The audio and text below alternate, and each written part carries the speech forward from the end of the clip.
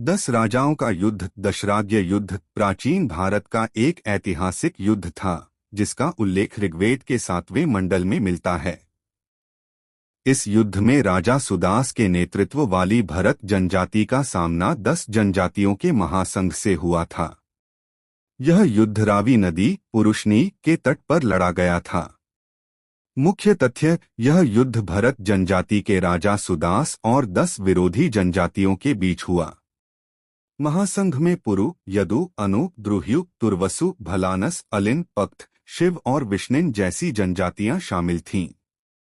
भरत पक्ष के सलाहकार ऋषि वशिष्ठ थे, जबकि विरोधी पक्ष के सलाहकार ऋषि विश्वामित्र थे। इस युद्ध की वजह क्षेत्रीय विस्तार और सत्ता में धार्मिक राजनैतिक टकराव को माना जाता है। युद्ध में भरत जनजाति विजयी रही और इसके बाद उत्तर भारत में उनका वर्चस्व स्थापित हुआ। इसके बाद भारत का नाम भारत इसी जनजाति से पड़ा।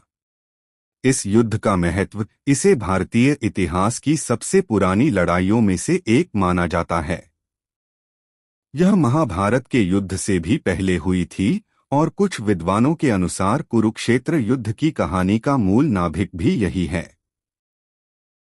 धार्मिक दृष्टि से इसमें देवताओं, विशेष रूप से इंद्र का समर्थन भी वर्णित है।